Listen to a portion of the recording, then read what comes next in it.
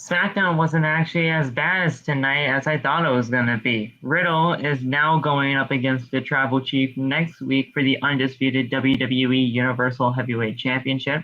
Walter is the new Intercontinental Champion, and we had Money in the Bank qualifying matches tonight, where one ended in a double disqualification, and the other saw Lacey Evans qualify for the Money in the Bank ladder match.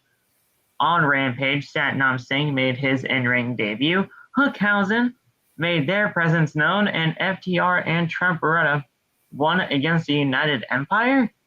All of this and much more to discuss right here on Outside the Brand. We will talk to you in just a little bit. Stay with us.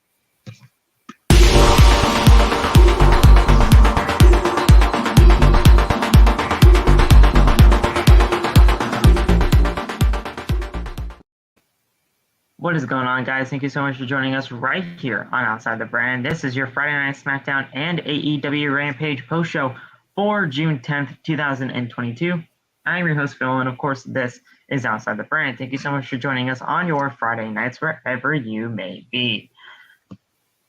All right. I am not usually I'm not usually an upset person every single day of my life, but when it comes to Fridays, you can usually find me upset because usually Fridays are the worst shows of the week when it comes to professional wrestling.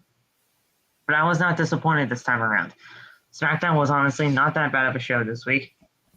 And we had some good stuff on this show. We had some great wrestling. We got a new Intercontinental champion. We got Riddle going up against the Tribal Chief Roman Reigns next week for the Undisputed Championship. They're actually treating Riddle like an important piece of the future when it comes to this company, which we all knew he could be. It just wasn't clicking until now. But it was not a bad show tonight whatsoever. And on Rampage, it wasn't a bad extra third hour of wrestling either, as we saw Hookhausen making their presence felt. Satnam Singh in his in-ring debut. A lot of people wanted to know what he was like, and we will go over that for sure. There were some things that he did right. There were some things that he did wrong. But at the end of the day, it's your first match, so you got to iron out the kinks. And then, we also had Trent Beretta with FTR against the United Empire with Will Ospreay. I mean, it was a great match. I just don't know why you'd have Will Ospreay lose his first match in AEW ever. But, we're going to be talking about it all tonight right here on Outside the Brand. Loff will be joining us soon. But, Nate, you weren't able to join the festivities when it comes to SmackDown and Rampage tonight due to other reasons. And, of course, those are absolutely valid. And you're obviously not obligated to share those reasons. But at the end of the day, you were not able to see SmackDown and Rampage tonight, but you're here nonetheless. How are you, man? I'm all right, man. Just chilling, ready to chill this weekend. Don't have any plans. Just get some rest. But yeah, that's it. Well, I got work tomorrow, so shit. Dang. God dang it. But that's gonna be so bad tomorrow. But today is today, and we're gonna get over this, and I'm gonna get through tomorrow. Then I'll be able to just hang out for the rest of the weekend, and then we'll be able to start the next week of professional wrestling on Monday night.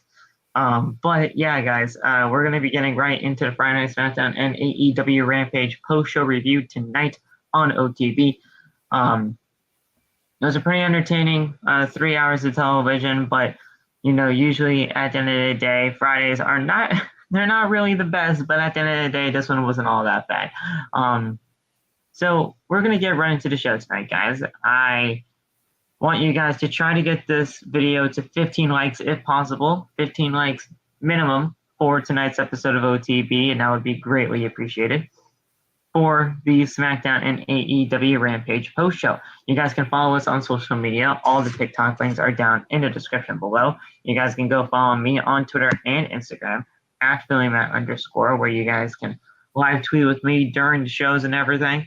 It's a lot of fun over there, and it's just a great time. So go follow me on Twitter. Trying to get to, I believe it's 700 followers, if I am not mistaken. Oh my God, Phil got 700 followers on Twitter. We are in there. What? Almost 800. Almost 800. I need Okay, Phil. I need 30 more. I need 32 more. 32 more people to follow me on Twitter to We're get on 800. the rise. But I've been having Twitter since the very goddamn beginning, and that was a bad Phil to have. That was a bad Phil to have a Twitter at the time. But you guys can follow me on Twitter and Instagram @PhillyMatt_ for all of your social media needs, and as well as the TikToks. Those are down in the description below.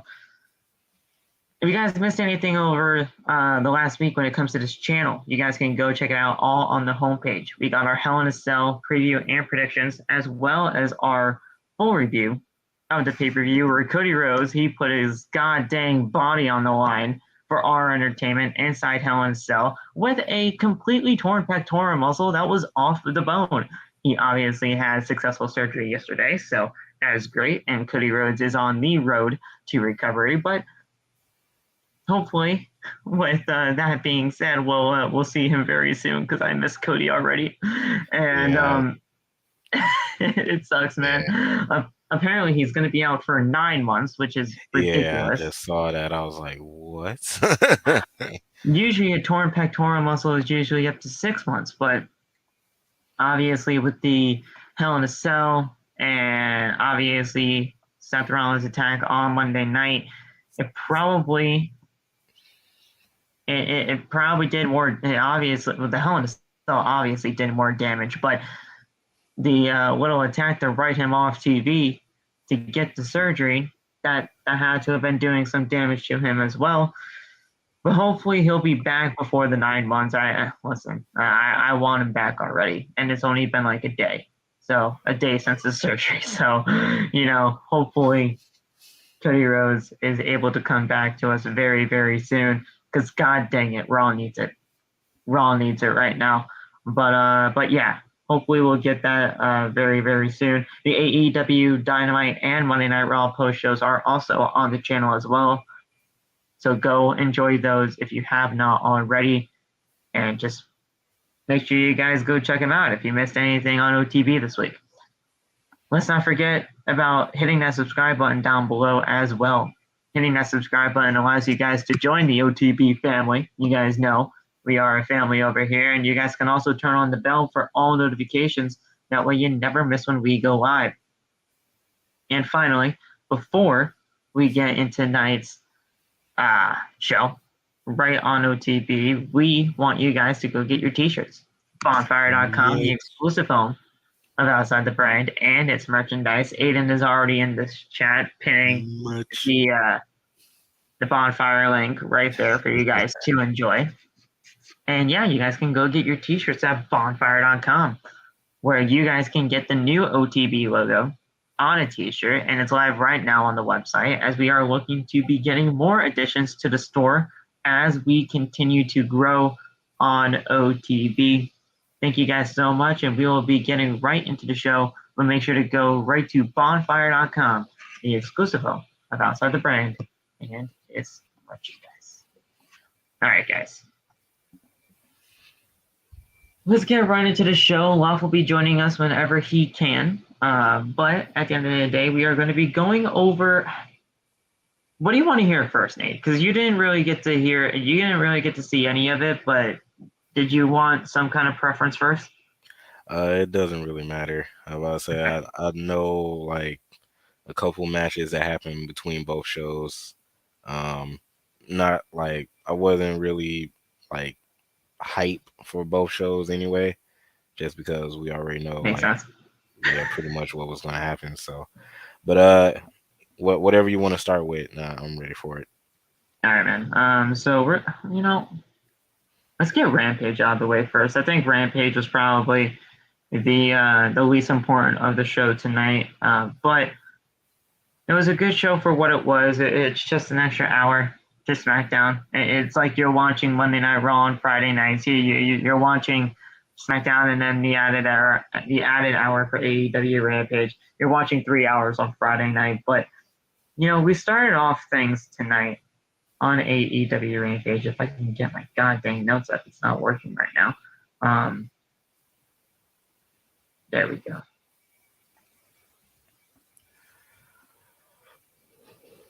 No? Okay. It's not going to work. Let's see.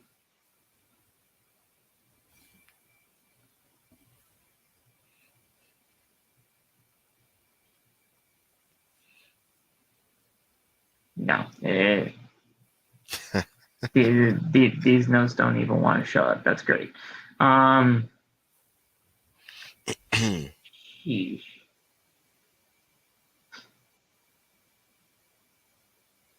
Well, I know one note is already popping up on this screen, and it's saying that Paige might be going to AEW. Stop that, people. Yeah, please stop. We don't need that right now. Let Paige be Paige. Yeah. No. God dang it. All right, let me just get. All right. Let me just find something else because these notes don't even want to do anything. Oh snap! Paige is out of WWE July 7th. Oh, she's automatically going to AEW, bro. There's nowhere else. There's nowhere else that I can see her going besides AEW. It's ridiculous. All right, let's see. Okay, so we started off tonight. My bad, guys. It's been a long day. Match 1, we had Eddie Kingston versus Jake Hager. Jack Swagger, baby. Jack Swagger is officially on the roster. Well, he's been on the roster for a very long time, but he's having a match with Eddie Kingston. And you know what? For what this is honestly not all that bad. What's going on? Off page here. What's up? Paige here. Page here. Oh, Siri here? I heard the Siri. I don't know. I said Paige and the fucking phone with the fucking laptop that I said Siri. Okay. So we're going over Rampage first off tonight because I thought that this was probably one of the well, it wasn't a bad show by any means, but at the end of the day, this was one of the this was the less important show of the night. So I thought we were going to just get Rampage out of the way first and then talk about Friday Night SmackDown. We are just getting ready for the first match, which was Eddie Kingston versus Jake Hager. What did you think of this match? I didn't think it was that bad at all, and obviously the right winner came out on top here with Eddie Kingston. No, it's cool. I mean, I wasn't that invested into it. I was just hoping that Eddie Kingston won. I didn't know his finisher was a spinning back fist, so that caught me off guard. But yeah, it was all right match. You know what I'm saying? Eddie needed to get help with the fucking back. I don't know. I love him, but he is out of shape, it seems, because he was out there just going through the motions.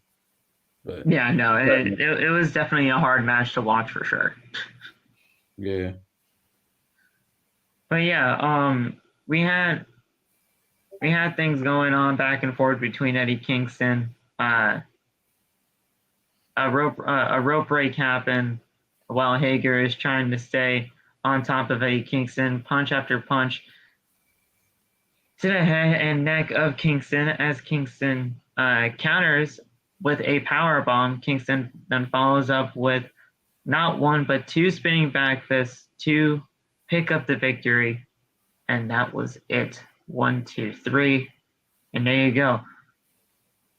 The match time. Listen, I had to look up a different method for notes here because obviously our usual note provider does not do notes for Rampage, considering it's taped. They just do spoilers and they just say, "Oh yeah, this match happened. Good match. Here's your winner." No, I want like an actual play-by-play type thing. Apparently, if you didn't know off, this match went like a good 11 and a half minutes. Not bad. Oh, okay. Not bad. Apparently, they gave it a 3-star though out of 5, so not too bad. They rate the matches? Apparently, it's 411mania.com. So apparently, they gave it a 3-star out of 5. All right. Tony Schiavone is backstage with Dr. Britt Baker, DMD, as also with Rebel and Jamie Hayter, of course. Britt has issues with Tony Storm touching the Owen Hart Championship belt from Wednesday's Dynamite, which I don't think was the case because she touched the she touched the women's belt. She touched the AEW women's title. So even these guys don't even get it right. God damn it. But she has a problem with that. She also feels that the AEW Women's World Championship is calling her name once again. So, if anybody deserves another shot at the Women's Championship, it's Dr. Britt Baker, DMD. I shook my head no at this as soon as I heard about this. We do not need her back as champion again. She already has a belt. She has a belt that she's not even going to defend because it's the Owen Hart Cup tournament belt. I feel like if Britt Baker just does not have a championship on her, there's something wrong. Or at least that's what AEW thinks. And they're just trying to get her into something that she just does not need to be a part of right now. It's the Becky Lynch syndrome. Or Charlotte. Whatever Charlotte one you want to say. Charlotte syndrome sounds better. Yeah. Yeah. That's wild, man. That's the one. Yeah, it's ridiculous. But, I love Britt and everything, but she does not need to get back into the title picture. Come on now. Let other people get their shot. You already have your belt. Just take care of it for the year, and then if you're going to have to defend the title again because of the Owen Hart Cup, just go for it. And I don't care, but whatever happens, happens. Just don't get them into the women's title picture again.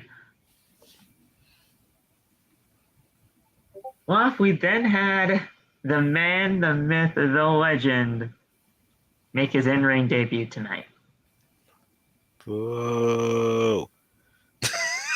What? Who are you booing? I don't even know who it is, but I'm assuming it is who I think it is. So, boo. Say it with your. Wait, what was Alex Riley's theme? Say it to my face. Say it to my face. That's it. Yeah. I don't think he. Well, I don't know. I think he thinks it's someone, but I don't know if he knows who it is. Say it to my face. Who you think it is? I think it's Hook. Nah. Hook's already had matches. He ain't debuting tonight. It was Satnam Singh. Oh, freaking Great Khali. Yeah. Yeah. Super tall. He's like 7'3" or something like that, Love. I was about to say the Indian Omos. Bruh, he is leaps and bounds better than Omos. Like I just watched the match. Oh, say that again. Say that again.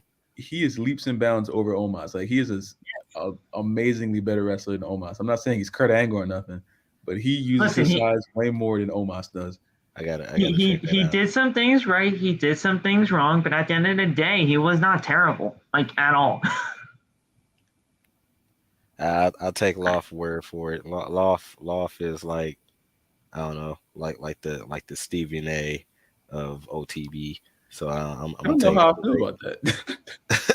It's not bad. I was about to say it's not bad. You know what I'm saying? Stephen A usually has some controversial shit here, bro. I mean, what do you mean? You got some good takes. You know what I'm saying? You got some good takes. He got a lot of money. His net worth is crazy. I like Loft takes, man. Thank you, Nate. I appreciate that. Yeah. Thank you, man. I was about to say you and Phil. Freaking chopped liver, I guess. Okay. Phil is like the Skip Bayless. That's nuts. That's even worse. That's even worse. Yo, you spelled Bayless. That's crazy. I feel like that's even worse. I feel like that's worse than Stephen A. Yo, Philby and Skip Bayless is hilarious.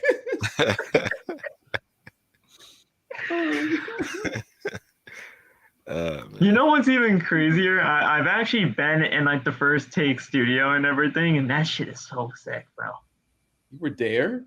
I was there, yes. One like my school and everything. We took like it was for like my communications major, and there was like this little trip or whatever that you can sign up for if you're a communications major. It was only like $15, and you can go to the ESPN headquarters and take a tour with it.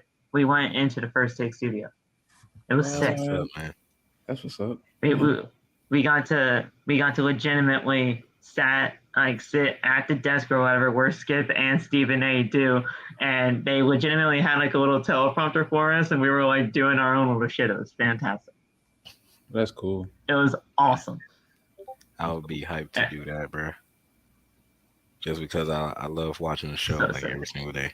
So it was so sick. I loved it. I'm going there and just scream about LeBron. All I want to do. There was somebody that was actually doing that. I was like, okay, so here we go. Are you telling me Kevin Durant? For real, Kevin Durant is not one of the best shooters of all time? Is that what you're telling me right now? Andre Iguodala. I want Iguodala. Iguodala. Oh man. So Lethal comes in, but he decides to tag in Satnam Singh right away, as he is delivering massive hands on some dude named Vega. So I don't know what that's about. Savio?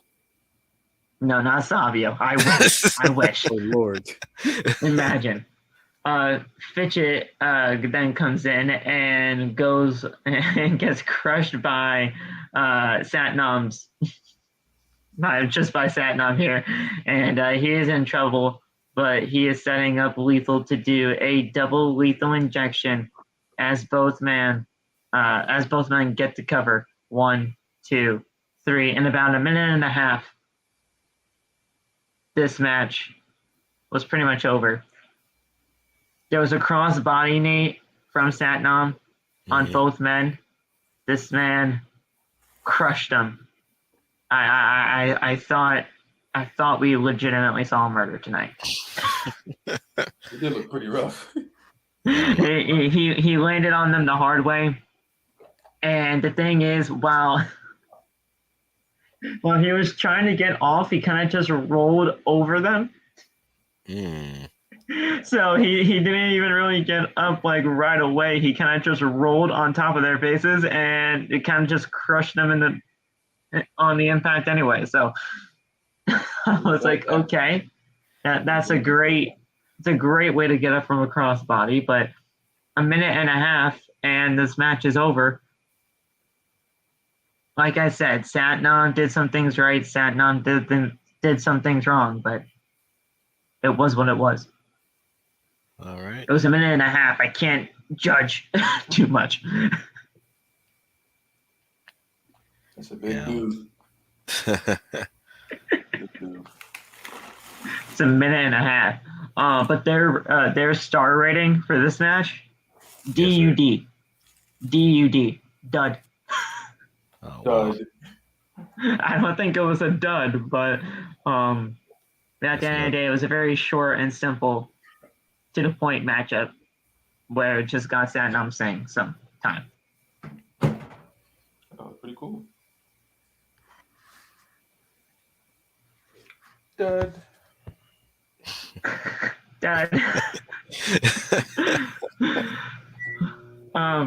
The next match we had, which was a very good matchup, and a lot of I saw some of your videos on this match, and you were pretty hyped for this. It was Chris Statlander versus Red Velvet. Oh yeah, that shit was WrestleMania right there. That's my shit. Like I said, WrestleMania. This man says WrestleMania every time WrestleMania. anybody of the baddies are here. Yeah. Yeah, that's WrestleMania right there. Listen, Stokely Hathaway is also a very good person to be out there with them. Seriously, I love it. I love Stokely Hathaway being there with them. I got He's big great. ones.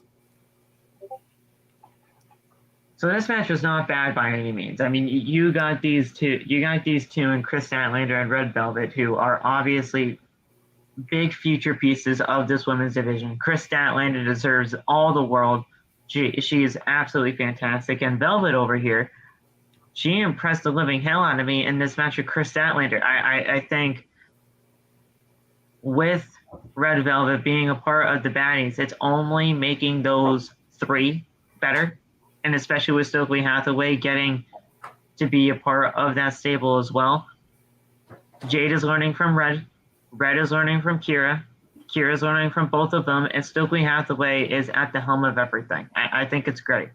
And Chris Statlander, we all know she's great. It's just I just want her to be utilized more. Yeah. I don't want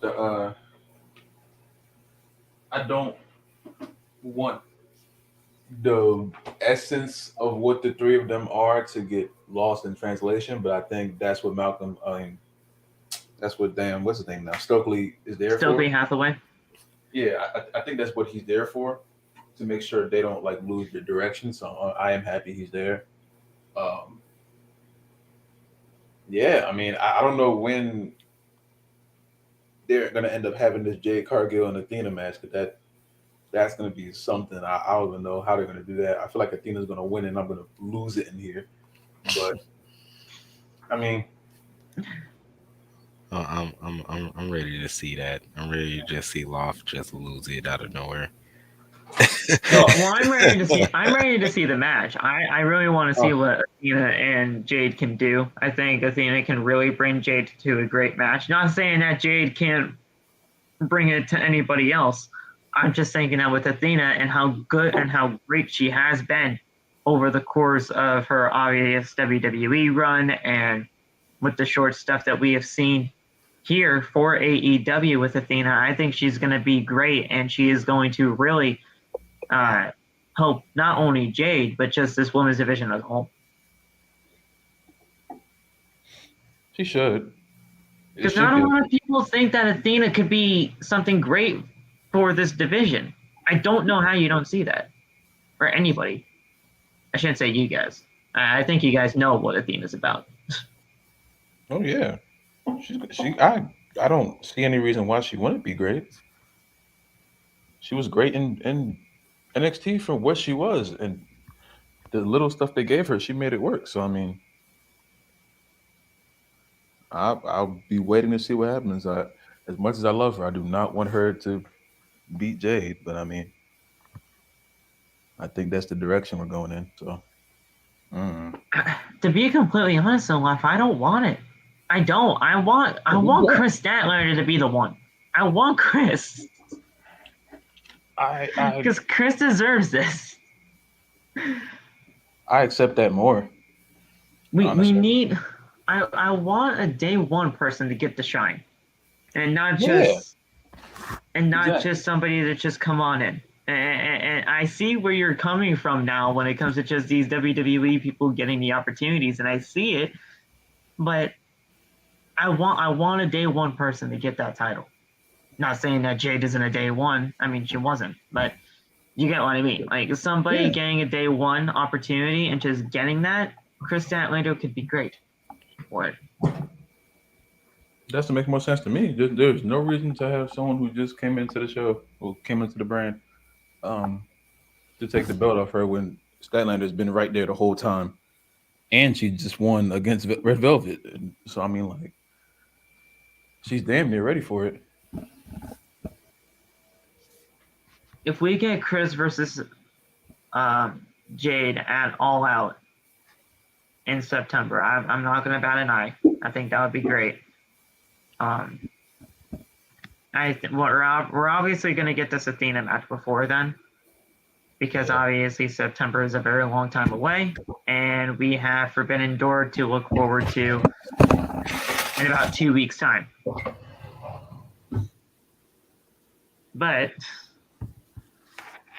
we'll see where this goes. I don't expect the match to happen at Forbidden Door, though. I don't. Because it's not really a Forbidden Door match. And to be completely honest, I don't even know if we're going to have women on that show. I think that would be stupid to not have women on the show. But I just don't know. We don't know what's going to happen with Forbidden Door and the women's division. I mean, you can definitely have women on the show though, because Stardom. I don't know if you guys know the promotion Stardom. That's run by New Japan, so you can have women's matches easily over there. I mean, hell, I believe Kairi Sane is over there. And obviously, I don't watch Stardom, but I know Kairi Sane is over there. You can easily have somebody for Kyrie if they ever wanted it. I don't know. It's definitely something to look towards, but I don't know. I don't know when we get this Athena match. I really don't. But they're setting it up for it. Yeah. I'm gonna see. But regardless, Chris Statlander, Red Velvet, a very good match. Dude, that power slam to start off the match.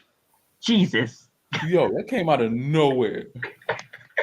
I'm like, oh yeah, the match started. Oh damn! Oh, it's just freaking. My God, there was so much freaking force she flipped her with. That was great. So Nate, what we're referencing here is Chris Statlander was making her entrance, right? But with Red Velvet being on the side where Stokely and the rest of the baddies were, she just comes running into frame, and Chris Statlander just immediately Randy Orton power slams her on the outside. I was like, holy shit. And it was a fast one, too. I was like, well, what the hell are you doing? Why are you doing this? Looked great. And to be completely honest, Lof, I mean, Chris, she had the power advantage for, I'll say it, like 7/8 of this match. Yeah, 2/3 of the match. She was dominating for the most part. For the most part, it was her match. Every single time, Red just continued to try to like jump on the back or anything. You're like, I kept seeing your videos like, obviously that is not working. So try something else.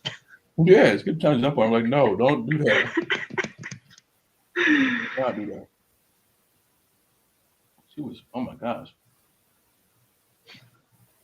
So Velvet hit a nice drop toe hold and a trip to Chris, and she tripped up Chris as she plants her knee to the back of Chris's head. I believe that move right there, the way that they're describing it, it's a little bit weird, but she did the Bailey's rose plant maneuver. Yeah. Which is really cool. Yeah. So I felt like that was a very cool spot right there. So she did the rose plant to Chris.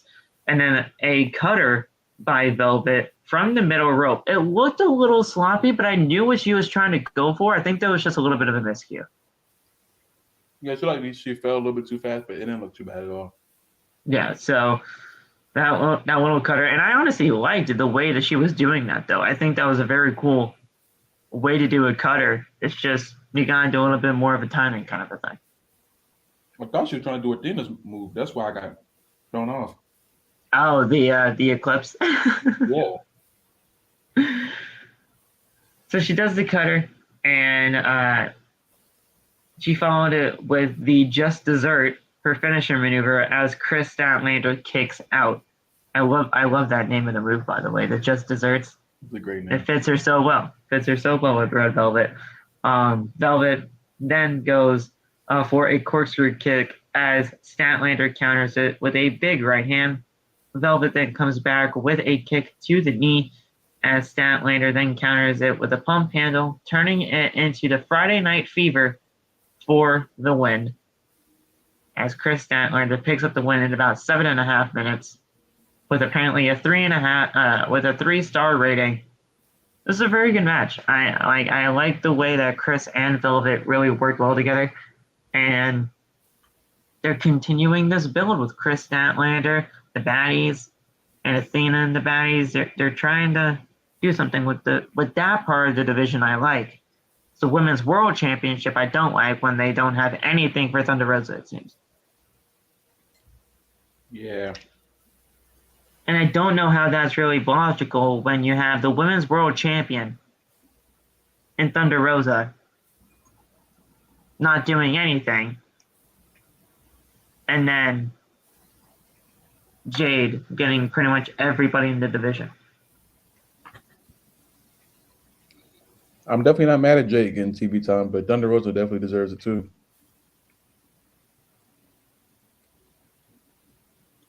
Definitely. So, I mean, at the end of the day, this was a good match that I believe, honestly, when you looked at this match on paper-off, I don't think really anybody kind of batted an eye. I think everybody knew what was going to happen, but I think it really exceeded expectations, and it gave them a good spotlight to show both of them as they're trying to continue to grow the division as a whole in AEW. I think it was a good match for what it was, and it really showed the ability of these two women well. What I do need them to do, I need them to give Stokely the ball on some promos. I know he's talked a little bit. I need them to like give him the ball now, because if he can like run a full promo, he can get them over even more. If we just let him do it, you know. They kind of like pass the mic around right now. If they just give him the mic and just say go, he can do it. You know what I'm saying? Yeah, for sure. I think Stokely is a great talker, as he was already when he was a part of Diamond Mine. You give him the ball and you let him roll with it, and you let him, I wouldn't say talk for the baddie. You got to have him talk for the baddies, but you got to give him that kind of role in order to have them learn from him. And if they continue to learn from him when it comes to promo work and everything like that, it's only going to make them better. So let him have the ball, roll with it, and see where it goes. Let him talk and figure out what he can really do to help Jade, Kira, and Velvet moving forward. Yeah. We then had the Hookhausen segment. Hooky. This was hilarious. I mean, she's just outside of the arena. She's waiting for everybody. She's waiting for all of this to happen. She's waiting for an interview with Hookhausen, and then Danhausen, he just comes out. He's riding on a golf cart, just riding on in, speeding on in. And she's asking, like, Danhausen, it's great to see you, but where's Hook? He's like, you want to see Hook's car? Come on. And then he just speeds away. And then you just see Hook just with his glasses on. He's riding on in.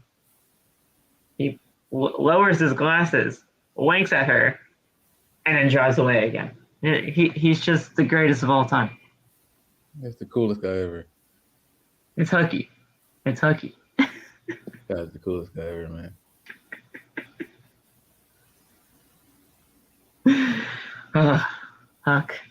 Hookhausen. It might be a comedy character, dude, but at the end of the day, you're entertained any single time that Danhausen and Hook are on the screen. I would like them to get a little bit more TV time, just as far as in the ring together. Yes. That's really all. That's really all. Yeah, hopefully we get some tag team matches with them in the future. But man, I'm loving Hook. I'm loving Danhausen. I think it's great, and we'll see where that goes for sure. We then had a backstage interview with Ethan Page.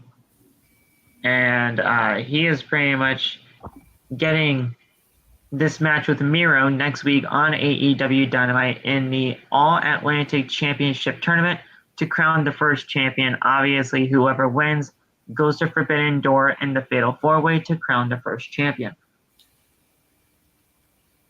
So we have all that taking place. Paige is not impressed with Miro and is confident that he will be the one advancing to Forbidden Door.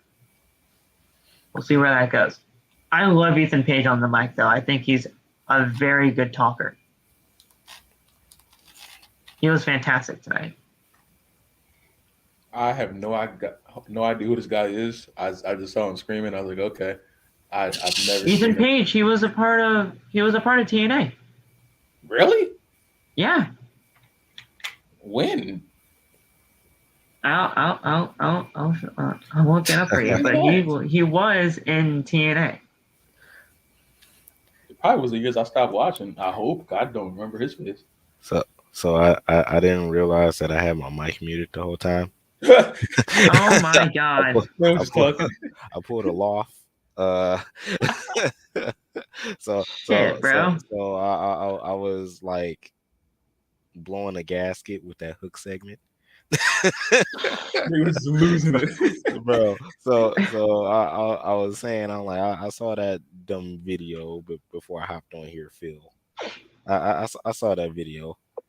He was fantastic, bro. I said, what I need now? I said, what I need now? Hopefully AEW can make it happen. I need Hook versus Lance Archer. If Hook beats Lance Archer, why do you want Lance Archer? Why do you want Hook to lose to Lance Archer? If Hook somehow beats Lance Archer, then I might have a little bit of potential in Hook. Until I see Hook. Why do you want a match with Lance Archer? Why? Because I want to see Hook get killed. That's why. So you want to see a legit murder tonight? Exactly. Or whatever. So I want to see Lance You want Archer. The Murder Hawk monster, a person I actually talked to on Twitter one time, wants to go to work. I want to see Lance Archer come out, grab a fan, throw him over the barricade, and then go in there and defeat Hook. What the? You're insane. Loft, do you remember the tag team known as The North? No. It was with Josh Alexander. That's where Ethan Page came from in TNA. I remember the tag team called South. He and Josh Alexander were known as The North in TNA from like about 2019 to 2021. Oh yeah, I wasn't watching during that time. I was done.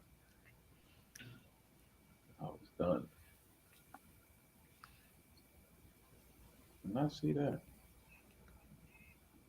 I mean, he started pretty much in TNA at around 2017, or Impact in around 2017, but he was joining up with Josh Alexander in the North, and then he came to AEW when he was killed off at Hard to Kill, and then it's a legitimate thing, Loff. He got killed off at Hard to Kill, and yeah, then he went to AEW. All right. It was a cinematic match, and apparently they just killed him off. Okay. Yeah. Okay. Cool. And then he went to AEW. So. Wow. So you can't say he's a former WWE guy. No, sorry. I didn't even know who the guy was. You were correct about that. I didn't even know that. So he did his promo and everything. He's going up against Miro next week. This coming Wednesday for the All Atlantic Championship Tournament. Whoever gets into a Fatal 4-Way at the Forbidden Door pay-per-view. I am predicting Miro. I don't think Miro is going to lose on his second match back. No way in the world. Or at least he shouldn't. Tony Khan. Crazy things have happened. I'll be very surprised if he lost. Yeah, same. But I'm just saying, crazy things have happened here in AEW. Taya got sent to jail as a way to write her off before. Oh, interesting. So when Taya went to WWE, before that, when she was in Impact, she got sent to jail. That's Okay. wild. Interesting. That's nuts. You learn something new every day. Yeah, I might if they if Impact has crazy storylines like that, I might have to start watching again. Aiden said it was because she shot someone. That's why. Oh, great. What was Impact doing? That someone was Johnny Bravo. What? Johnny Bravo? What? Johnny Bravo? Wait a minute. Yeah, I'm gonna have to watch Impact again. What's striking, baby? Isn't there like a pay-per-view coming up for Impact? Yeah, it's Slammiversary. Oh, that's right. It's like the 20-year anniversary or something like that of like Impact. Yeah. Where they're like doing Impact Originals versus like Honor No More. Honor No More. Yeah. And they just announced yesterday that Matt Morgan is the last member of the TNA Originals or whatever. Yeah. All right, let me. I don't even watch TNA no more, but I'm like, Matt Morgan. I might watch that. I might watch Slammiversary. The Blueprint is back. That's my man. No Sasha Banks. Oh God. Sasha Banks. The hell? The fact that they had Sasha Banks turn her into the Blueprint, I'm like, isn't that Matt Morgan though? Yeah. Like, I'm a Sasha Banks fan, but I'm like, I don't agree with that. The whole thing from Matt Morgan, they just gave it to Sasha. So, but it doesn't say that though. It says here it's just Alex Shelley, Chris Sabin, Frankie Kazarian, and then 2 more to be announced. It doesn't even say anything about Matt Morgan. Wow. Yeah, I was about to say unless somebody was lying, but that's what I heard yesterday. I heard it was going to be Matt Morgan. Because Honor No More has obviously Eddie Edwards, Matt Taven, Mike Bennett, PCO, and Vincent, but it doesn't say anything about Wait, Morgan. what's the team so far? For Honor No More or Originals? Originals. We got Alex Shelley, Chris Sabin, and Frankie Kazarian. Huh. Frankie Kazarian. Imagine if they just got Joe and AJ Styles to come on over. That's what they need to do.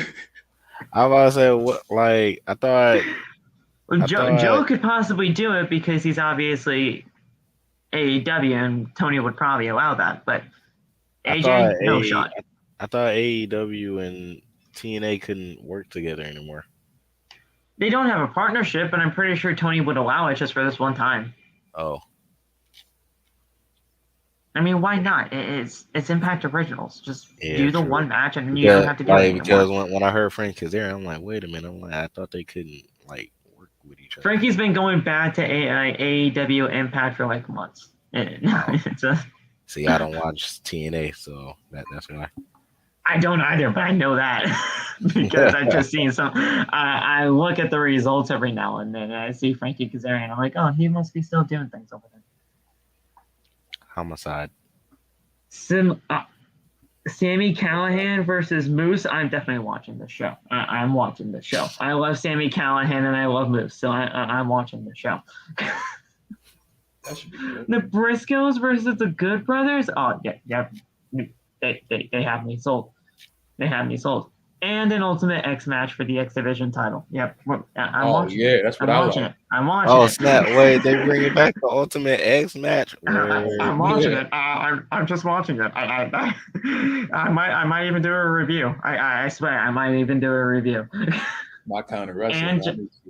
and Josh Alexander versus Eric Young for the world title. I'm doing this.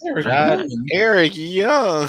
What? I'm doing it. I'm doing a review for the show. I Young still wrestling? Yes. Oh my god. Eric I'm doing Eric Young. I'm doing a review for the show. This is insane. Yeah, Showtime still wrestling. Look at that. Rich Swann versus Brian Myers for the digital media title. Let's go. I'm doing this. All right. We'll do that. Damn. All right. Well, you guys will be seeing another episode of OTB. Not this Sunday, but next Sunday. There you go. Have a good time. Eric Young. Eric freaking Young, bro. Bro, like he looks so weird with no hair on his face or his head. Listen, if a man wants to be bald, he can be bald. Cause I swear, like last time I seen him, he was in freaking Sanity. Yeah. Yeah. He was freaking nuts. Man, that's wild. So we got the fourth match ready to go here as FTR and Trent Beretta took on Will Ospreay and Aussie Open and Mark Davis and Kyle Fletcher. This was fantastic, Loss. This was great.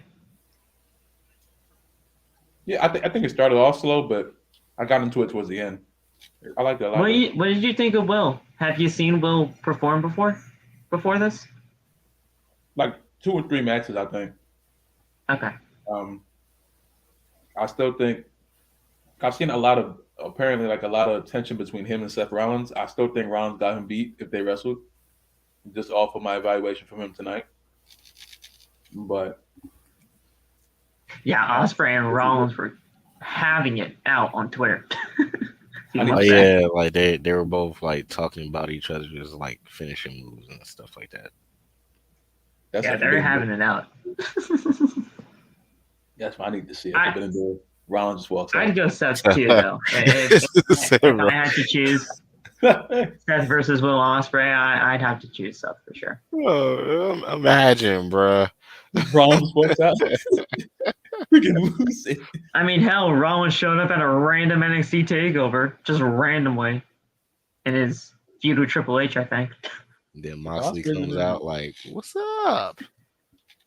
Rollins walks out and dancing. Hey! Oh my god! He got to do the laugh with it too. Then they'd either have to call him Tyler Black because they can't just call him Seth Rollins. It's Tyler freaking Black. Tyler freaking Black. Seth Frank. And then there's gonna be graphics all over the place saying Tyler Black is all elite. Tyler Black is New Japan. Like, bro, come on now. I don't think he's ever leaving. I don't think. I don't think Rollins would ever leave either. Yeah. To be honest. Never say never, like Undertaker. No, God. Imagine. Taker is all elite. Grandpa Taker's all elite. He was old. If you don't sit down somewhere. He don't sit down. Not when he him hurt himself. Please. Oh, we'll talk about that. Ronda Rousey not cut a promo. Snuggles. Ronda Router cannot cut a promo. We're not doing this right now. Ronda Router. We are not doing this. Damn it, Snuggles. How many accounts do you have, Snuggles? Seriously? He just makes another one. he just makes another one. All right. So we're gonna cut from the so Aussie Open, they hit a cutter on Cash as they set up Ospreay for a 450 splash as Trent breaks up the pinfall for the save. Daxton gets in and gets super kicked by Ospreay. Ospreay then follows up with a cutter on Wheeler and then covers, and a cover attempt is made, but it's an instant kick out. Fletcher now is the legal man, and he gets a Hurricane Rana by Trent.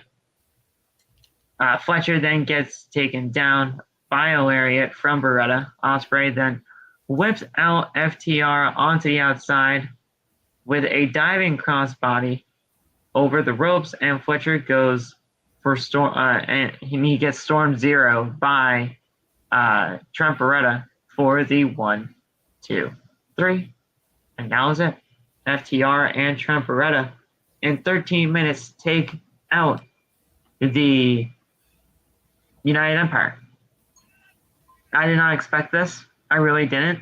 I thought if you're kind of building up New Japan and AEW for the Forbidden Door pay-per-view, I thought you would kind of at least have something for New Japan to have some type of momentum, but they gave it to FTR and Trent.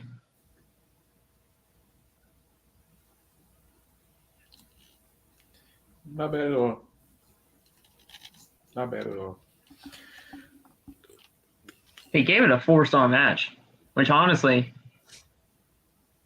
I'm not mad at that rating because it was a really good match near the end, and it really picked up during the course of it. Is this Meltzer giving these ratings?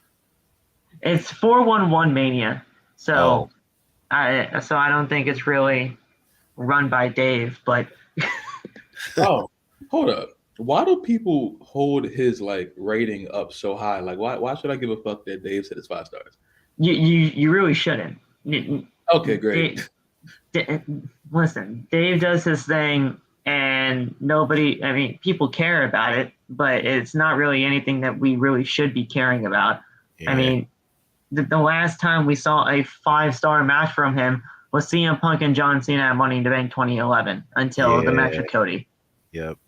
Yeah, I just saw that too. It was like, yeah, Meltzer just gave Cody and Rollins a 5-star match. This is absolutely nuts. I'm like, okay. Like, why do we care about what like, why should I care? You really shouldn't. It's just the way Meltzer does things, and he hasn't had a 5-star match rating until now. Before it was 2011 with Cena and Punk. So I think someone, okay, Loft said it's 5 stars. Why should anyone care what Loft said? Like, why? Why if Loft thought it was a 5-star, it's good for him, but it don't matter. Why is everyone holding his opinion up so high? But I guess, yeah. So at the end of the day, I think this is a great main event. It got the efforts of both of these parties, and they really showed up. Will Ospreay showed what he can do. Easily one of the best out there right now, and he's going to have a great match at Forbidden Door, whatever it is. FTR, obviously one of the greatest tag teams in the world right now. Aussie Open, I really haven't seen much of them, but they looked great. And Trent Beretta, it's just a really good showcase for him at the end of the day. I think this was just a really good main event to show all of these amazing people and the way that they work really well together in the ring. Hey, Phil, I got a question. Is Chuck and Orange Cassidy injured? No, they're in Japan right now. Oh, okay. I was wondering what my guy Freshly Squeezed was. Well, they haven't used Orange in forever, but they're in New Japan now. They're in Japan now for some reason. I don't know why, but they are over there. Yo. Yeah, because on Wednesday, when he was like, "Yeah, today is best friend day, but my best friend isn't here." My friends aren't here. Yeah, and my I was friends like, aren't here. I was like, now I'm sad. I feel bad. Yeah, I was like, man, now I'm sad. Then freaking FTR. What was it, Laugh? You were kind of freaking out in the background over there. Yo, I just saw the most cursed image ever. So hold on, wait. I'm watching this old Slammiversary, right? And it's a match. Wes Briscoe, Mr. Anderson, and fucking Garrett Bischoff versus Jeff, Magnus, and Samoa Joe, right? Jeff has a full beard, and he looks like fucking Kazarni. I've never seen him with a full beard before. I'm about to send y'all what it looks like. He looks scary. Like Jeff, you're talking about Hardy? Yeah, he has a full freaking beard. He has dark paint on. He looks like Kazarni. He looks nuts right now. I've never remembered Jeff with a full-fledged beard. Yeah, yeah, because I was about to say he always like chops it up like how he does now. Like it's like cut into like strips or something like that. He looks terrifying. I'm about to sing his picture right now. Hold on. I'm watching on my TV. I'm about to send it to my phone and then show y'all because he looks terrifying right now. What? I've never remembered Jeff as a full-fledged beard. That is insane. Wait till you see this. Loff, is that you shooting a 3? What are you talking about? On your Instagram story. Oh yeah, I was at the park earlier. You know. Oh shit! Look at that. He said, "Is that him shooting a 3, bro?" Loft out here splashing, bro. Like I said, Loft has one of the most ugliest. Are you Chris Move over here? I swear, Loft has one of the most ugliest jump shots, but it's wet. I don't know. Damn right. You know what I'm saying? It don't gotta look pretty. It's gotta go in. You feel me? That shit go in. What is that arc on the basketball? Bro, that's what I'm saying. That's I'm what I'm nice, saying. But it's cash. Like what? It works.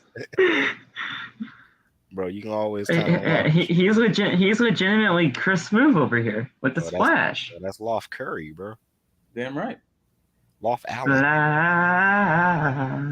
Loft Bron James. That's my name. Loft Bron James. Loft Bron James. Hold on. Absolutely insane. All right, guys, we're going to get right into the Friday Night SmackDown portion of the live stream tonight. I want to check up on the chat real quick. We got Aiden in here. We got Snuggles. Snuggles. But we love you, Snuggles. That hurt feels so much, bro. we love you, Snuggles. It's all for fun and games over here. And I believe we did see Phenom in here for a little bit. And yeah, man, this is it's a great time showing you guys some love over here. Thank you guys so much for joining us right here. And yeah. We're gonna get right into Friday Night SmackDown. Aiden wants to see the the Jeff picture too. Yeah, I'm about to look this up right now. Go to Nate. Go to 38 minutes. 38 minutes. All right. Yeah. Oh my God! They showed a close up. He looks so scary. 38 minutes. 38 minutes. Oh my God! He looks nuts, right? Yo, who is this man? Why does he look like that? Bro, all right, let me see. Oh bro, that's not Jeff Hardy. I've never watched this match before. He looks crazy, man. There's no way. There's no freaking way. And then as soon as this man get tagged in, he start juking. He's nuts. What year was his anniversary? There's no freaking way. Hold up. Can I put links in the chat? Yeah, I'm about to say just copy and paste it into the chat. Yeah. All right, hold on. I'm about to put it in here for you because that John looks nuts. Yo, why does Jeff have a full beard? They say Slammiversary 2013. 2013. All right, cool. That was when Aces and Eights was still a thing. Yeah. Aiden, go to 38 minutes and 43 seconds. That's like the first close-up they showed of him. Holy shit. God. Why do you have a full beard? And he wins. Jeff pins White Briscoe to win. Look at this guy. This guy's crazy. He's doing the Hardy dance, like, with a full-fledged beard. Like, okay, I am. Oh. Samoa Joe was bald. Bald. Well, I've seen Samoa Joe bald before, so that's not bad. I have too, but like it's been a while. Like yeah, it's been a while. That's why I'm like surprised. Look how clean that Whisper in the Wind was by Jeff. All right. I'm kind of horrified now. But we're gonna get right into Friday Night SmackDown. It's scary. We started off tonight, Loth and Nate, with a Money in the Bank qualifying match that didn't really end up qualifying anybody into the ladder match. Sheamus and Drew McIntyre, they continue to do magic in the ring together.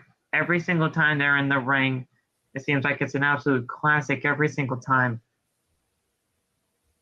But Nate, Loth, this ended in a double disqualification. Yeah. Sheamus and Drew ended in a double disqualification. Yes, because they both hit each other at the same time with steel chairs.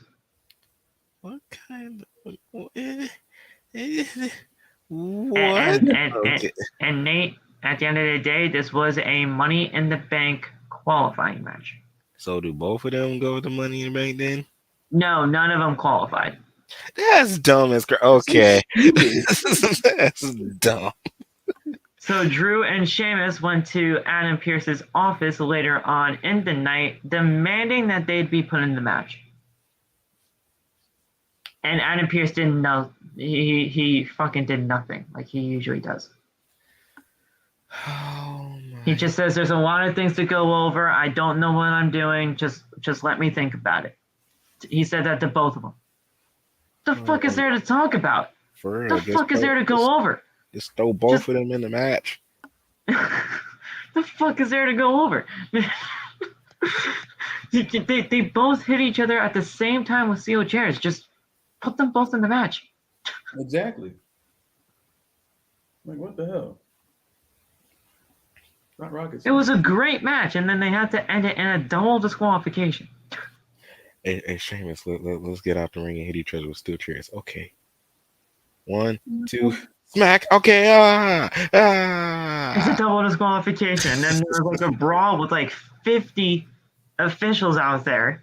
Curtis Axel didn't make an appearance, but there were like at least 25 people just trying to spread these guys apart. It was bad. Hey, bro, I'm trying to tell you, I was at the park when this match started. I got home at like 8:15. I'm watching this in the car. I'm like, dog, why are they in the crowd, guys? I turned. I sat down in the park, and I'm just sitting there watching like the first 5 minutes of the match. I walk to the car, come back, and they're just in the freaking crowd. I'm like, yo, what happened? The match is over. It was a double disqualification, Snuggles. That's what the official result was. That's crazy. It was a double disqualification. Yes, you can pretty much say that they were both counted out as well, but it was a double disqualification. Wow. That's crazy. So that's how we kick off the show. Yeah, and that's how we kick off Money in the Bank qualifying matches as well. Great job, just put both of them in the match. It is not rocket science. Yeah. Well, don't tell him that because he'll block you on Twitter. Oh, yeah, he might just do that. I call him the general manager one time and he blocks me. Phil, you're full of shit. Phil. What?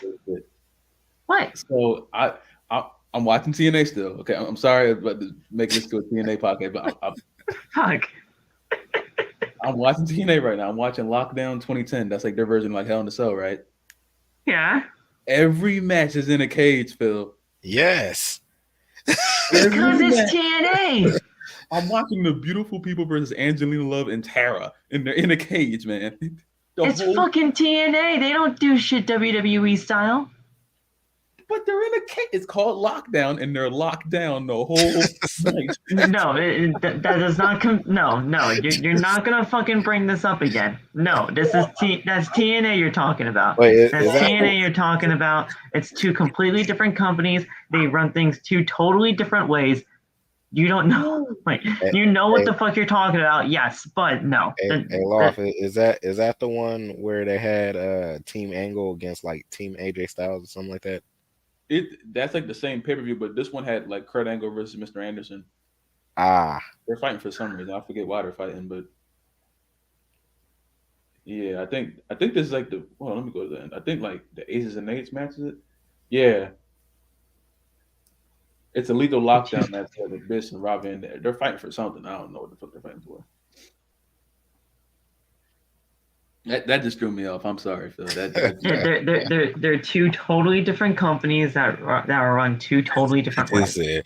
And you know that. And you know that. Every single you know that as well as anybody here, Loft, because you were a TNA mark back then. See. So for the people that's watching the podcast, all three of us had an argument because we were talking about Hell in a Cell. And me and Loft was telling Phil that every single match at Hell in a Cell should have been inside Hell in a Cell. If it's going to be which is fucking ridiculous. If it's going to be a gimmick pay-per-view, each match should be a part of that gimmick. Unless it's like Money in the Bank, you can't have like 17 Money in the Bank matches. No, but like, we're not doing this again. If it's Hell in a Cell, every single match should be inside Hell in a Cell. The women's championship match. No, I'm not. We're not doing this again. We're not doing this again, and we're not. No. Omos and Bobby Lashley. Omos and Bobby Lashley would have been a fucking terrible ass Hell in a Cell, that and all you guys know it. Bro, imagine Bobby Lashley I'm done. I can't. I can't. Omos, do this. Omos get pissed off and rip the door off. And just... What? No. We're not turning him into the rip-off version of Kane. We're not doing that shit tonight, okay? No, fuck that shit. It should not be inside Hell in a Cell. Bullshit. No, I'm not a hater. I don't want these matches to be overdrawn. You're trying to make these matches overdrawn. You're trying to make these matches not important. Yeah. It's already called Hell in a Cell. Oh my god. We come back from commercial break. Sheamus and McIntyre continue to fight outside the ring. WWE officials try to separate them, but McIntyre and Sheamus brawl in the crowd before the officials, including Hurricane Helms and Curtis Axel. We did see Curtis Axel tonight. Yeah. They were able to separate them completely in a double disqualification finish. Hurricane Helms made an appearance tonight, guys. A hurricane is coming. It's the Hurricane, and he's coming to get. Well, no, wait, no, that's fucking Boogeyman. It's a hurricane coming through. It's a hurricane. Up next, another Money in the Bank qualifying match as Lacey Evans took on Xia Li, and this match ended in about 2.5 minutes. Did Xia Li win? No. Did Xia Li win? What the hell do you mean, Nate? I was just wondering, bro. Like, I didn't mean like no disrespect or nothing like that. No, there should be disrespect to Lacey, but no, that's fine. I just want to know who won that. Because Lacey, she was on Friday Night SmackDown, right, as a babyface. Then she moves to Monday Night Raw as a fucking heel. Does not do a single fucking thing, and then they're like, "Oh yeah, no, we'll move you back to SmackDown as a babyface again." What the fuck are they doing with her? Absolutely nothing. Exactly. So why the fuck is she in Money in the Bank? Because it's Lacey Evans. Does she still have the if she fucking wins this? If she wins this briefcase, does she still have the women's right as her finishing move, or does she have a new finishing move? She has the women's right, yeah. Mm-hmm. Rocked the shit out of her out of nowhere. Yeah, she just rocked her. That starts this, and then it's like that.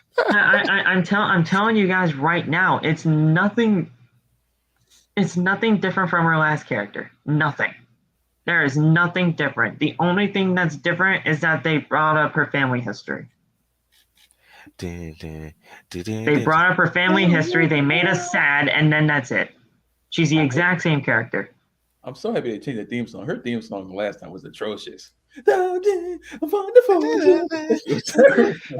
thought that fucking slapped.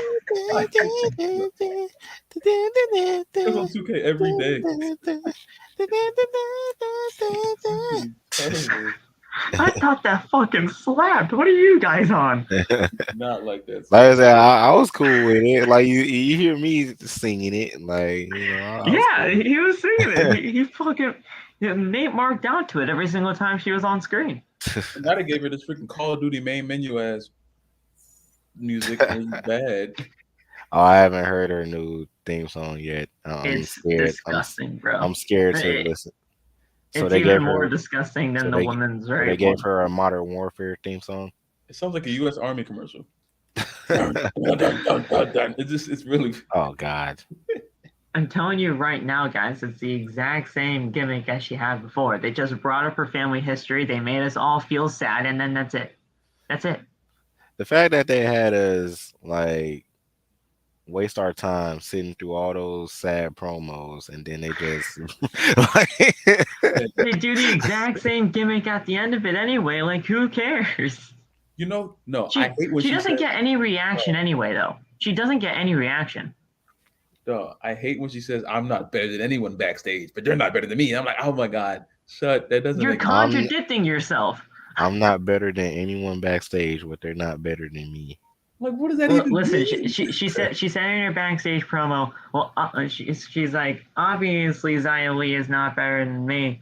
Well, no, obviously I'm not better than Xia Li, but Xia Li's definitely not better than me. The Who fuck do said you that? mean by that? It's like, That doesn't make any sense. You're contradicting yourself, and you're making yourself look like a fucking asshole. it's like a face turn and a heel turn at the same time in one sentence. It's ridiculous. It's a field turn. Yeah, it's like when Big Show just came out every week and cut and turned heel repeatedly. And turned Bro, back. I swear. Big I swear. Show has the most heel and babyface turns in WWE history. That's why. This Man. This dude, Big Show, come out, everybody cheering, yeah. And next thing you know, he knocks out Rey Mysterio. Woo! He starts crying because Stephanie tried to fire him with a suit on. So we don't really need to go over a 2.5-minute match. This match was not really all that great. I mean, she hit a European uppercut followed by the women's trident. That was it, really. Like, it was a bad match. Lacey Evans gets to Money in the Bank, and if Becky Lynch is not in this Money in the Bank ladder match, Lacey Evans is going to be your Miss Money in the Bank. I'm sorry. They're just doing something with it. It's disgusting, I know, but I better see a Liv Morgan versus fucking Doudrop qualifying match on Monday. I'm about to say, it started tonight. I was about to say, didn't they just have Alexa Bliss versus Doudrop? And I thought that was a qualifying match, but it wasn't. Nah, there was like a fatal 4-way on Monday where the winner got Becky, not Becky. Who is it? Yeah, Bianca. Yeah, Rhea won. I can't wait for that. Yeah. They're just using Rhea as a stepping stone to get the Becky Lynch for SummerSlam, if anything. Yeah. I was I really wish Sasha and Naomi didn't walk out, because Sasha was my pick to win Money in the Bank. Right, yo? Now. But man, I miss her so much. I miss both of them so much. A ton of people are gonna hate me during our Money in the Bank predictions. I'll tell you that right now. Oh God. Oh, great. Yep. Phil Bayless. It has something. It has something to do with that Raw Women's Championship match. So get ready, guys. Yeah, Phil Bayless. That's good. It's crazy. Forget Phil Khan. Forget Phil Danger. It's Phil Bayless now. That was hilarious. Well, I mean, I guess you can call Bayless the heel in that group, right? No, it's probably Stephen A. I mean, who's really the babyface and heel in that duo? Stephen A has like some heel. He's like a tweener, I feel. Yeah, he has like his good moments and the bad moments, I feel. He has his moments. Skip Bayless just talk about the. Yeah, Skip Bayless just talk about the freaking Cowboys all the time. Well, well, obviously. I mean, they're apparently America's team, but I don't buy that for a second. Hot bums. They're trash. Hate fucking Cowboys. I know a ton of my family members watch this shit too, and there are a lot of Cowboys fans in my family, so there you go. We all just trash on the Cowboys. Me living here, I don't have. I have a contract I had to sign when I was born. I can't be within 5 miles of a Cowboys fan, or I'm going to explode. I'm not a Cowboys fan. Don't worry. You don't have to worry about me. Phil, I'm trying to explain to you. When Cowboys fans come to this city, it gets bad. I can't be near them, is what I'm saying to you. I can't. You don't have to worry about me. I'm not one. I'm good. If you invite me to a family reunion, I can't go because I'm going to explode. I'm going. They don't talk about the Cowboys because they know they suck. Oh, okay, good. They don't talk about the Cowboys at our family reunions. It's fine. Okay, good. Yes, some select family members watch this. Yes. Hey, Phil's family. He didn't say hi, Phil's family. Hey, Phil's family.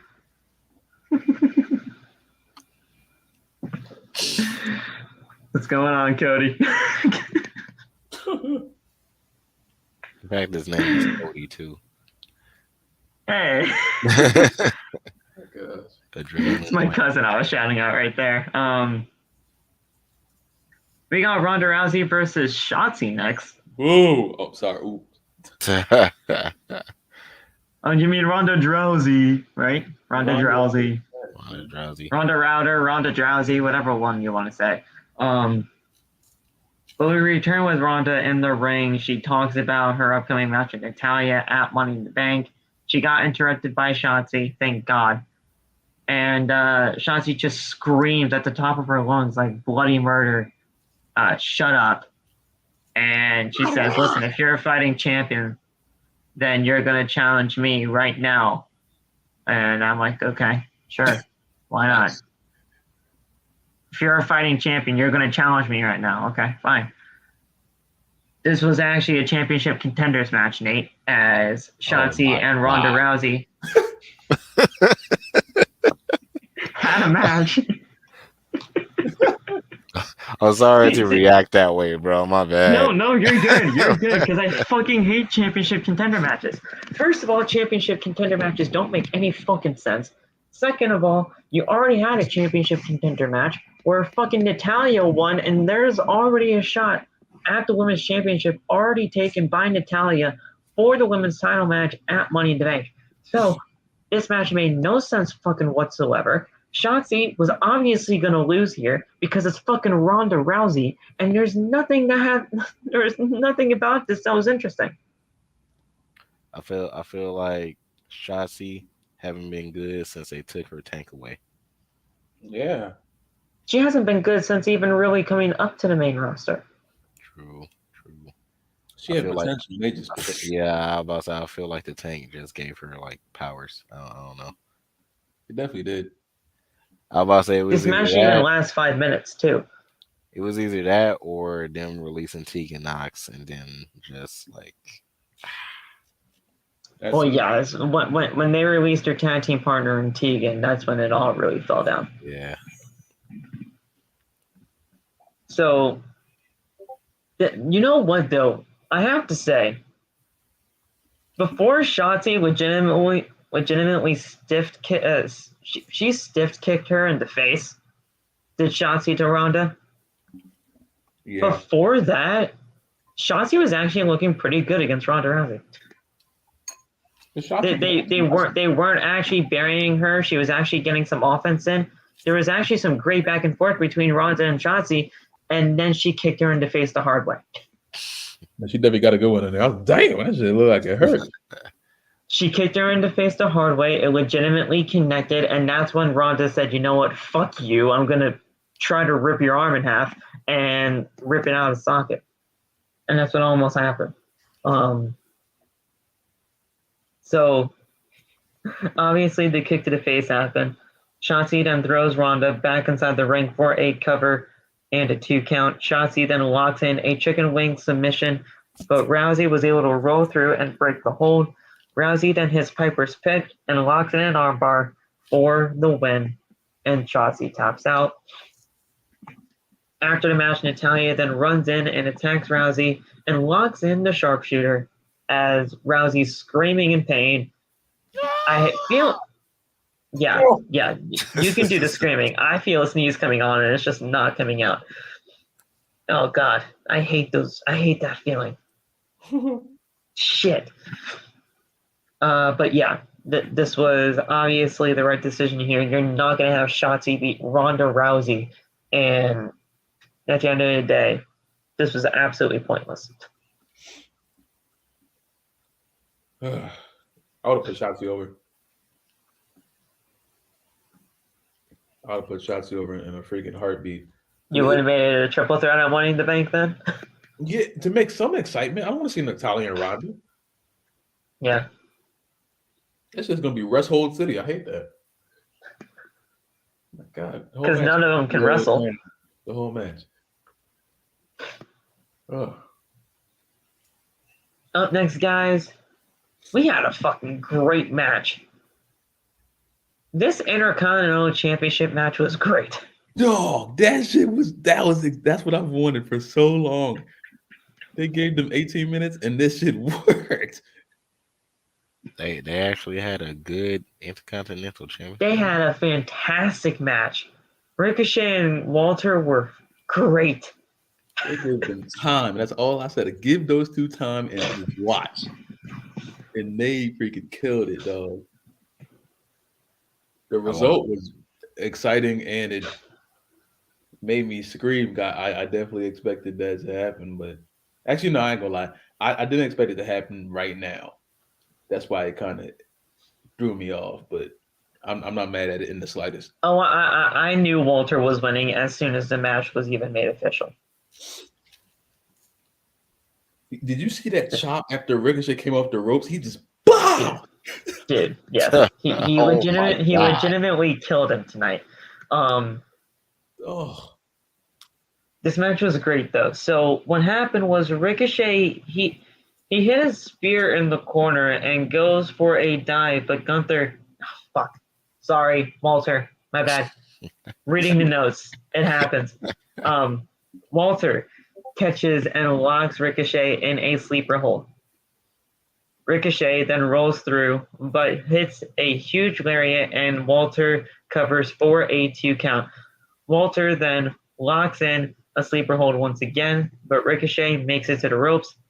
Ricochet then hits a springboard moonsault and a standing shooting star press for a 2 count. Ricochet then goes to the top rope, but Walter avoids it, and he hits a flying drop kick that, dude,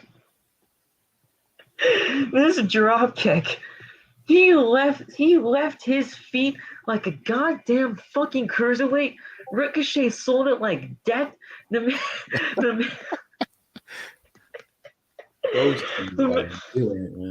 Ricochet did like 2 scorpions in that cell alone. Like, it's insane. Like, you know the scorpions I'm talking about, right? The goddamn scorpion from like Ridiculousness and everything. He did like 2 of those at once. I was like, what the fuck are you doing? So he does the scorpions to really just sell the impact of this drop kick. And then after that, he lifts him up, does a power bomb. He obviously covers him in the weirdest way possible. They're doing these weird covers, like you know the way the Rhea Ripley does her covers. He's doing the same thing. I don't know why he's doing the exact same thing, but he does, and he wins with the power bomb 1, 2, 3. Can we get a different move besides the power bomb? Yeah. And the thing is, he didn't use the power bomb in NXT UK. I was about to say, what was his like finishing move up in NXT? I gotta look it up because it wasn't that. It was not a power bomb. Yeah, I know it wasn't a power bomb. Mm-hmm. Let me check this out. So I know it definitely was not a power bomb. Like I know that for a fact. Hey, while we're talking about Walter too, shout out to my guy Giovanni Vinci. My guy has reinvented himself, and now he's going at Giovanni Vinci, bro. Out here with the fresh tailored suit with the watch that looked like a Wait. whole freaking iPhone. Like, bro, oh my god. Who the fuck are you talking about? The other The guy from beard. Imperium? Fabian Eichner. Oh, Fabian Eichner. Yeah. Yeah. Okay. He So the other guy. Yeah, he's going as Giovanni Vinci, and he debuts next week on NXT. Giovanni Leonardo DiCaprio Vinci. Yes, sir. He has a beard. Good. Yeah, he has a beard, and he's just like What he the looks so fuck? weird, bro. Like because like when in NXT, like he was just completely bald and had no facial hair. Now he has a full beard and he's still bald. He looks so weird. He looks so Silverstein. He looks crazy. I don't even know if I want to see him. I don't even know if I want to see it. Yeah, so I'm like, oh snap! They It's the changed guy him from so Imperium. much. You know he's gonna flop on NXT now, right? Yeah, Yeah. I just want one of those freshly tailored. All they should have done was bring them all up together as Imperium. That's all you have to do. Came back. You're telling me right now they didn't have Fabian Eichner trademarked? I guess not. But they got So they had to Giovanni change it Vinci. to Leonardo DiCaprio Vinci? Yep, they got Giovanni Vinci. That's what they got. How do you not have Fabian Eichner trademark? Like when I first heard the name, I'm like, oh yeah. I said whoever this is gonna be absolute trash. And then I found out it was him. I'm like, oh. I'm like, okay. On second thought. Yeah, exactly. On second thought. I can't wait for him and Tony D'Angelo to go at it. Just because of their names. Like, bruh. Giovanni Vinci against Tony D'Angelo. Oh my god. Bro, book it right now. Blockbuster. Do it right now. That should be his first match. And then you got freaking Santos Escobar and them inside the D'Angelo family now. Oh my god, bro. Oh my god. Bro, Triple H, if you're watching this, book it. You know Triple H don't do anything in NXT anymore. You know, he's still in office, though. You know, it's Vincent Bruce. He's still in office. He don't have any control anymore. It sucks. It's Vincent Bruce. Fucking Bruce. I heard he's leaving for like surgery or something. Bruce? Yeah. Why? He has to get surgery on something. What do he do? I don't know. what do he do? I don't know. I think he had a match or something. I don't know. I think he had an accident. He has an accident every single time he writes one of these shows. I don't know what happened. I saw it on freaking on I forget what website it was, but I'm pretty sure he's gonna be out for a minute because he has to get surgery on something on his body. My God, said, what do you do? I don't know what. Has an accident every single time he writes one of these shows, or he's just watching Stranger Things backstage. Things. Monday Night Raw is some Stranger Things. Fuck that shit. That's what I'm saying. Because he's trying to turn Judgment Day into some supernatural bullshit. So he's probably watching Stranger Things in order to get some recommendations. That's probably very true. I feel like Damian Priest is gonna be doing like levitating shit with his hands and. I mean, hell, wasn't Alexa Bliss like sending Raptors on the Randy Orton a couple of months ago? Yeah. Yeah. It's ridiculous. But regardless, we go on these random tangents. Walter is our new Intercontinental champion. This is great. This is a great decision. I love Ricochet, but with how high everybody is on Walter right now backstage in WWE, this was easily the correct decision. Yeah. I love Ricochet, and I think Ricochet deserves a lot better than what he is getting right now. And WWE has no idea what they have in Ricochet, but Walter is Walter. And when this match was taking place, I knew right from the get-go that Walter was going to be the new Intercontinental Champion.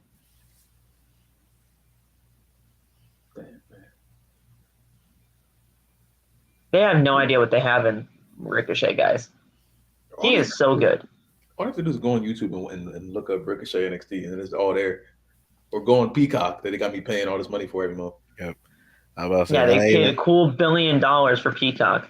I'm about to say, not even NXT either. I'm about to say, you can go check them out on Lucha Underground, King Puma. Even better. Yeah. I'm about to say, or any of his other like independent stuff too.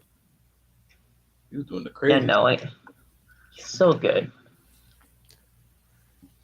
They don't know what they have. Seriously. This man gets asked to do everything under the sun. He listens to every little thing. You know, upgraded from Casey to Samantha Irvin. He still get treated like trash. Hold on a second. Let's not. Okay, don't hurt on my girl Casey over here. Okay? I'm not hurting on Casey. I'm just saying, like, you legitimately just said it was an upgrade. All right, I feel like in his eyes. In his eyes, it's an upgrade. You know what I'm saying? You just heard on Casey there, man, and I don't like. No, Phil, you don't get what I'm saying. Both women are beautiful, but in his eyes, he feel like he upgraded. That's what I'm saying. Don't get me wrong, I love Casey too. You know what I'm saying? But in his eyes, he feel like he upgraded. Or her fucking name is like Katana now. No, I'm not calling her freaking Katrina. Like, no.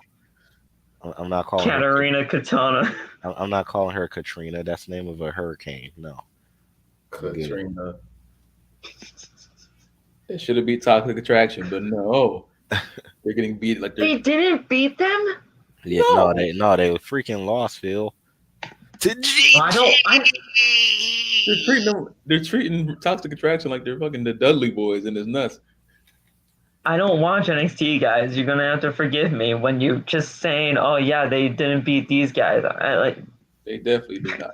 Bro, I'm still wondering who the heck is gonna beat Mandy because they hulked up. Well, didn't Rousey have her match yet? No, not yet. She just won the freaking breakout tournament, but she didn't have the match yet. But she gets the match, right? Yeah. Mm-hmm. Eventually. She better win. I hope so. The fact that Roxy is only 20 years old and is killing it is absolutely nuts to me. I didn't realize that she was 20 years old. She was phenomenal in Ring of Honor, bro. Oh yeah, most like that's where I found out about her. I was like, yo, I didn't know that she was that young until I just like recently looked up her age. I'm like, she's 20. I'm like that baffled me, bro. I'm like, what in the world? Yeah, no, she was great in Ring of Honor, and she's doing it. And apparently, from what I'm hearing, she's doing great things in NXT. I mean, she just won the breakout. Yeah, even though it wasn't supposed to be her, it was supposed to be Nikita, but Nikita got injured. God dang, Nikita. Yeah, don't get him started. It's his wife you're talking about there. Oh, I'm sorry, Loft, my bad. It's his wife you're talking about there. I completely forgot. I completely forgot, bro. No, the day after that happened, I DM'd her and I was like, yo, I hope you get better. And she replied, and I wanted to lose it, dog. She said, oh my God. I want her to come back so bad, but I know she's out for a while, and it just hurts, man. What's the actual injury, though? It's a sprain at MCL. Fuck.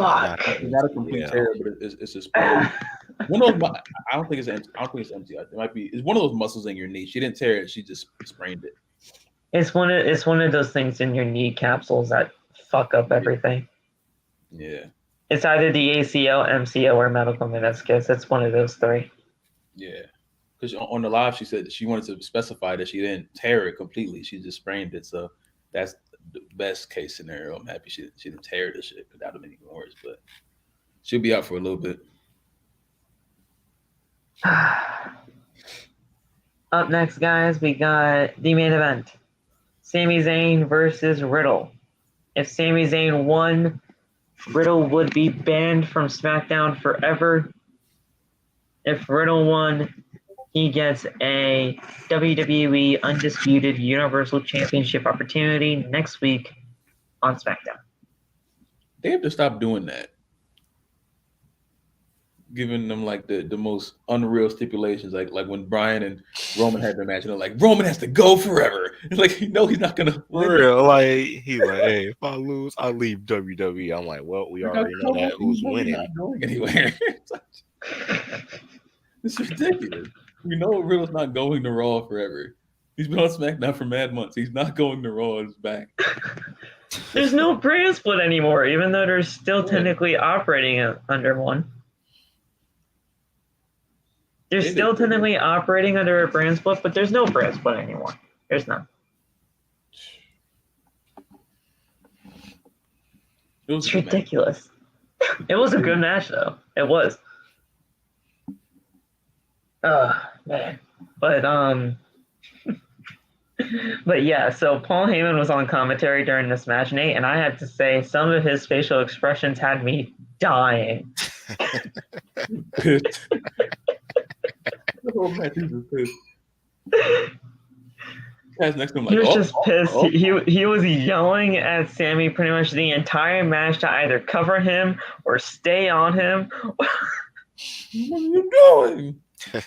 What are you doing? Michael Cole said he was having a conniption over there on commentary. I was like, what? Pat was saying the obvious thing. Paul Heyman is not happy. Yeah, Pat, we can see. Yeah, Pat, we know. And then and then at one point I saw Pat like putting his hands on Heyman's chest, like actually doing like compressions on his chest to see if he was okay. Like, listen. At the end of the day, we all know Pat McAfee is one of the greatest of all time, and there's nothing to say about it. Like, there's nothing. You can give me a grade, you can give me anybody. The fact that they didn't have that man at Hell in a Cell, that pissed me off. Imagine Pat McAfee calling the Cody Rhodes match, bro. Like they had Michael Cole come out for the Corbin and Madcap Moss, obviously, but they had him and Saxton, and I'm like, I mean, not Saxton, Corey Graves. Yeah, Corey.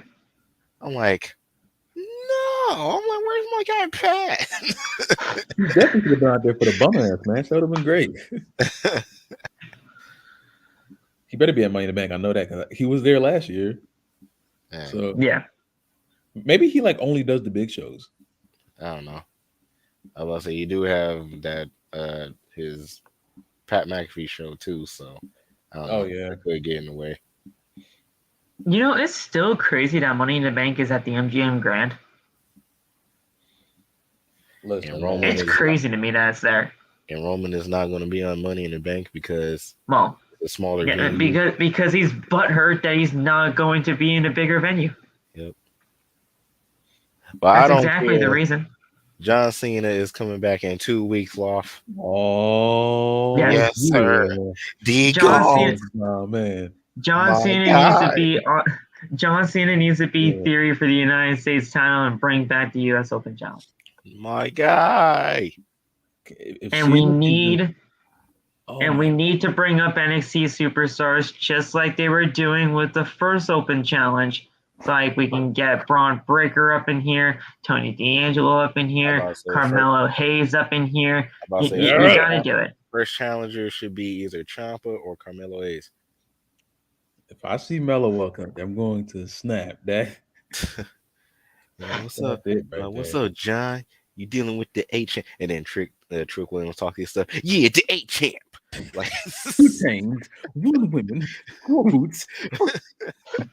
Listen, with Cody Rhodes being gone, with Edge pretty much being gone for the time being, with pretty much this entire Raw roster being depleted, you have to get some of these NXT superstars up there, and you gotta start building up new stars. Having John Cena win the United States title at SummerSlam against Theory is the only way to do it.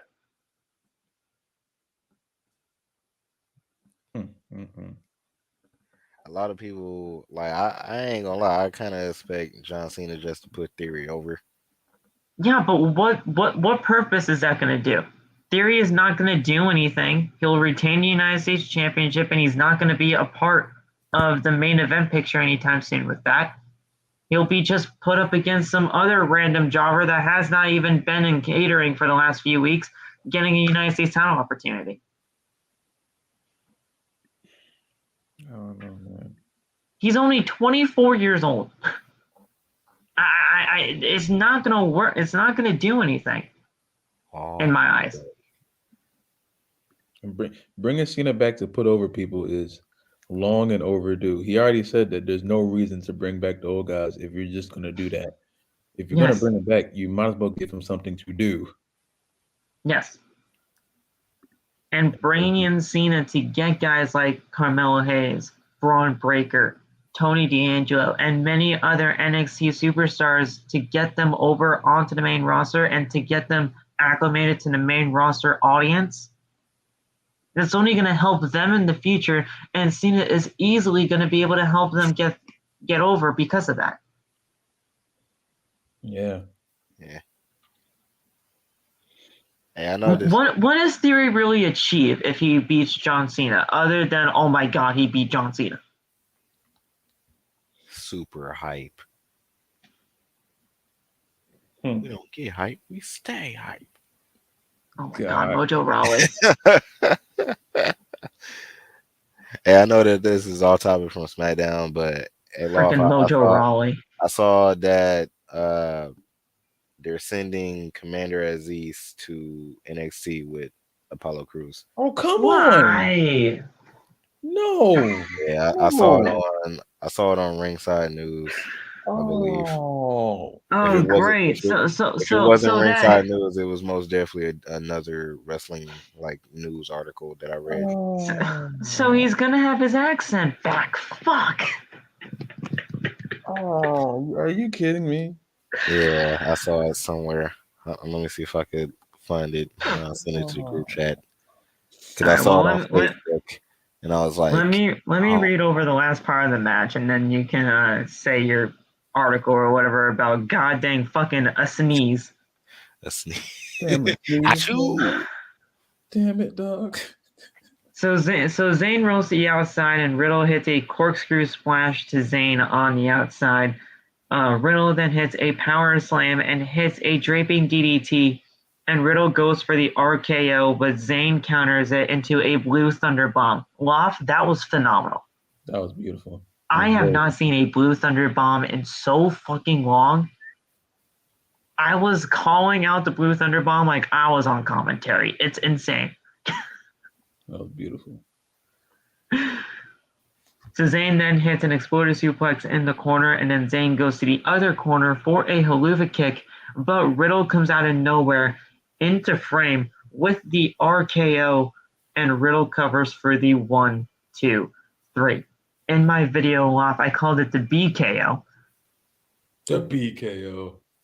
Mainly because of Bro, and everybody in my comments, they're probably going to be like, oh my god, Phil, you called it the wrong thing. I have a little bit of a parenthesis saying, yes, I know it's an RKO, but I called it BKO for Bro. Be mad. Makes sense to me.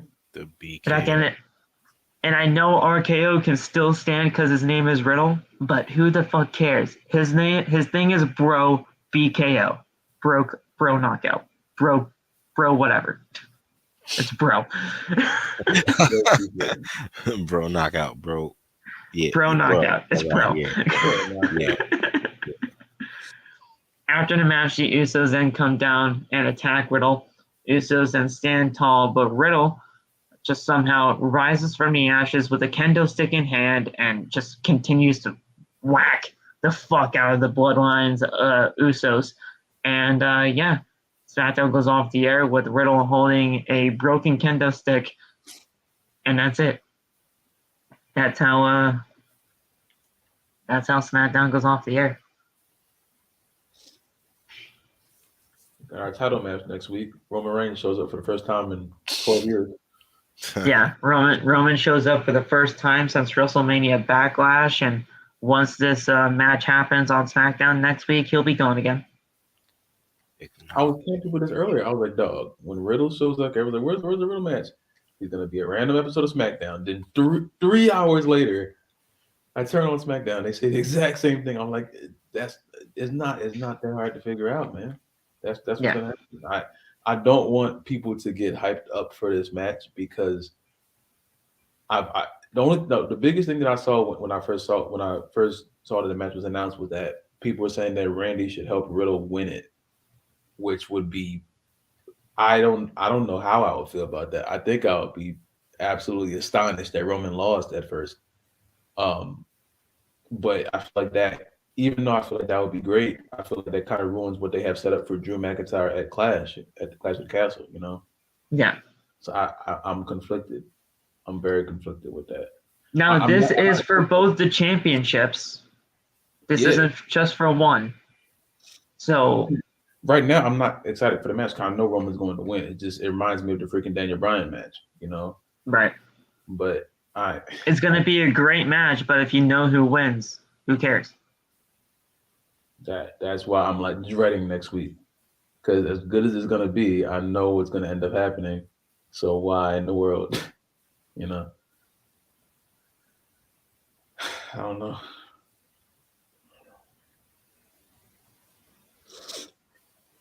I don't know, man. Well, here's the thing. I'm excited for Riddle because it's going to be a great opportunity for him. I do really hope that it's going to be a great match with him and Roman. I don't want it to be a squash match like I'm really fearing. Because if it's a squash match like I am fearing, a lot of people are just going to be pissed off. I think people are going to be pissed off regardless, though, because I think we all know in the back of our heads that Riddle is not going to win this thing. Yeah. And I know a lot of people do. I mean, I've talked to some people already, and people are already, like you said, well, if you don't want people to be hyped up for this match, a lot of people already are. And or at least the people that I've talked to already are. And I understand why. Trust me, I do. But it's just I don't want them to get disappointed, you know? Yeah. And I feel like the people that I have talked to are. And I'm gonna have to have a little bit of a conversation with them after everything is going down because they're just really hyped up for this. And I get why. I love Riddle as much as everybody else here. I do. I think with the way Riddle has been booked over the last month or so, they're really actually starting to show what he can do. And I love that. And it can really show what WWE can do with people if they actually treat them right. And they have been doing that with Riddle. But you're going up against Roman, who is the guy, whether anybody wants that or not, it's not going to be looking good. And I'm going to have to talk to people after this because I don't want to put him down to earth. And I don't want to say like, hey, get your fucking head out of your ass. But at the end of the day, this does not look good. It's going to be a great match. I just don't want, like you said, everybody just does not want to get all hyped up for it just to be disappointed in the end. Yeah. Hey Phil, I have news on Bruce Pritchard too of what happened. Well, what the fuck happened to Bruce? He tore his rotator cuff. Oh my god! So he's going to be out. What the fuck did he do to do it? He's going to be out for 6 months. Oh great! So it's just going to be Vince running the shows. Oh joy! What the fuck did you do, Bruce? It doesn't say what he did. He said he was probably watching Stranger Things. He was probably moving his arm too much. The only thing he said is that one day I looked in the mirror and my entire right arm was just black and blue. Bruce. I think you were doing a little bit too much watching Stranger Things there, Bruce. And things happen, so. Wow. Bruce, you fucking goon. Go get your fucking rotator cuff fixed and figure that shit out. Wow. God damn it. Bruce, what the hell did you do? All right, okay.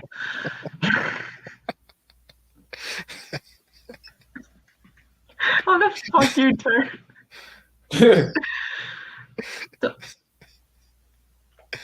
Oh man. Okay. All right, guys, that's it. Do you guys have anything else to say before we get the hell out of here? Bruce Pritchard tore his rotator cuff. Walter is your Intercontinental champion. Riddle and Roman Reigns are going to be doing something next week, and yeah, I think that's really the three main things that happen.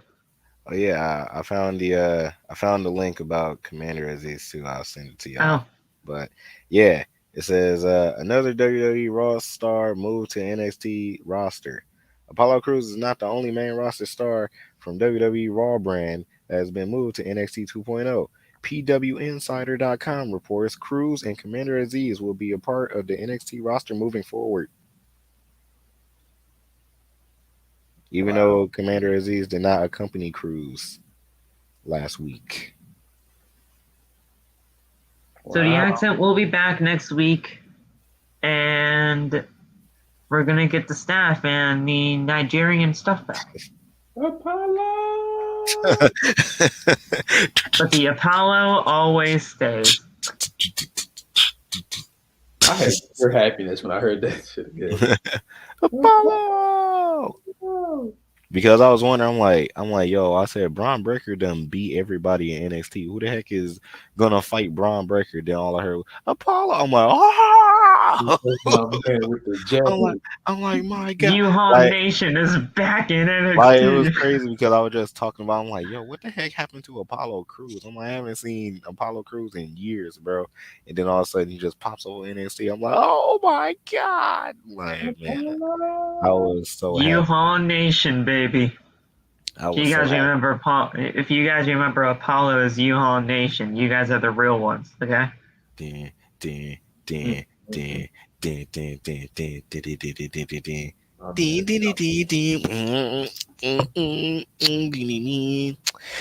actually ask me afterwards, like, who the fuck is U-Haul Nation? And I'm like, guys, that's Apollo.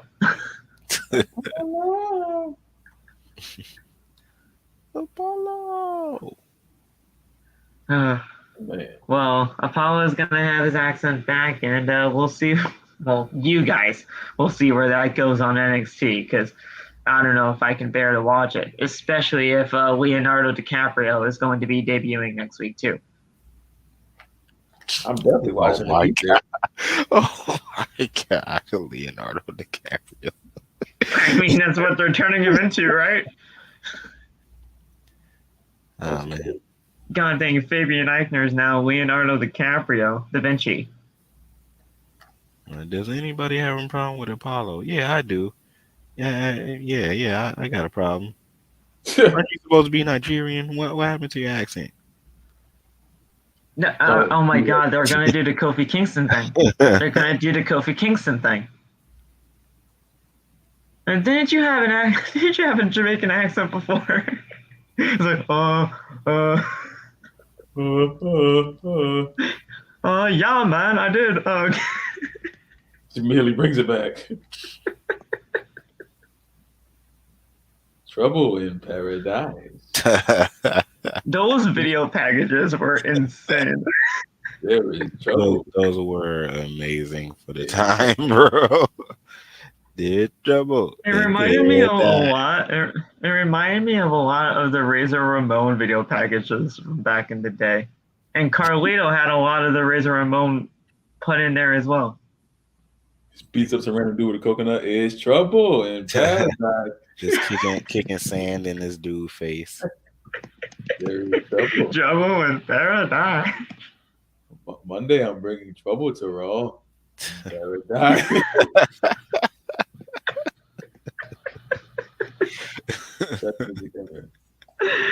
Oh my God. I am Gayan. SOS. I hear them falling. I hear them shouting. SOS. I hear them shouting. They got it, bro. Like y'all remember? Yo, SOS low key though was fucking fire. Bro, it was slap. It used to slap. Y'all remember that episode? It was a random episode of SmackDown where the New Day like so called built like a time machine, and then it went Yes, back and they all went back to their old and they gimmicks. played SOS, and then Kofi Kingston come out, it's Kofi Kingston that you're making. I'm like, oh snap! They all went back to their old gimmicks. Like, I mean, god dang, Yeah. Xavier had like the throwback and everything, and he was doing his disco stuff with Brodus. It was insane. And then Xavier was like, yeah, we went too far back. And then Kofi was like, no, 2008 was my best year. No, 2008 was my best year. They need to do that again, bro. They need to do that again.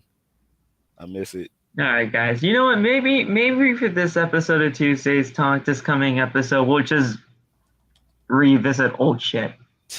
We'll just talk about old shit instead of what's happening today. Talking about Kofi Kingston for the whole podcast. I'll be down with that. That's my guy. All right, guys. We'll talk to you guys very soon. Have a good rest of the night. If you guys don't hear anything from us this weekend, that's going to be a good thing because I don't think there really is anything this weekend. Nah, I don't think. Yeah. Unless WWE just does something stupid, you're not going to be hearing us this weekend. Yeah. Yeah. Also, a lot of people wanted me to do TGWF this weekend. Nah, it's not happening. I'm taking this weekend to chill. So hopefully next weekend I'll be able to do it. You guys might be seeing my Ring of Honor stuff this weekend, but we'll see where that goes. Let's go. So if you guys want that, if you guys want to see Bryan Danielson, Kevin Owens, god dang Britt Baker, and much more as our champions. As a Loff, I hear both of you guys are actually in matches this week, so we'll see where that goes. I'm ready. Nate, you ready to make your debut in Ring of Honor on the real show instead of the tournaments? Oh yeah, most def. I don't care who I'm facing. You know what I'm saying? They about to get a little taste of greatness. That's what they about to get. Unless it's Panda, right? You're just sick of doing stuff with Bro, Panda. because like so the thing is hold on a second. Before that, shout out to you, Love Panda. You're fucking phenomenal. Yeah, shout out to my guy yes, Panda. but Yeah, shout out to my guy Panda. But I'm sick and tired of seeing this dude. Everybody seems to be putting Nate against Panda. So the thing is that me, Phil, Loft, we're in like multiple different like WWE 2K22 promotions, and like I just fought this dude Panda for the championship in my guy's Nico Vibes promotion. Shout out to my guy Nico Vibe, real cool dude. I just fought Panda like 3 times in this promotion, and I'm tired. And then I fight him in my promotion too, and I'm like, bro, like I can't get away from this man, bro. I can't get away from this man. It's your promotion. You decide the booking though. So why did you go up against Panda again? If you don't want to. Listen. I didn't know that I was gonna fight him up in freaking Nico Vibes promotion. Like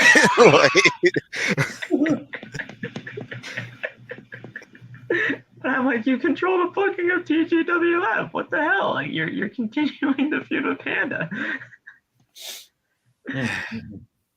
And then Phil's you're in a feud with Pandas. Yes, he's in a feud with Panda, Snuggles. Don't worry. And then freaking Phil was like, "Oh yeah, Nate, you're fighting Panda again."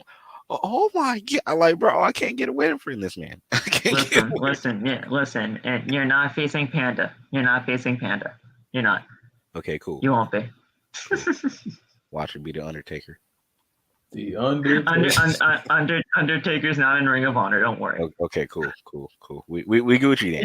It's really only former people from Ring of Honor or just people that I really want to play as or really want to see in that. Yeah, we Gucci. There's no problem. Yeah. Taste the greatness. Taste the greatness to everybody. TOGs. Imagine Undertaker just shows up in Ring of Honor, the Tony Khan version of Ring of Honor. Be insane. TOGs to everybody. God.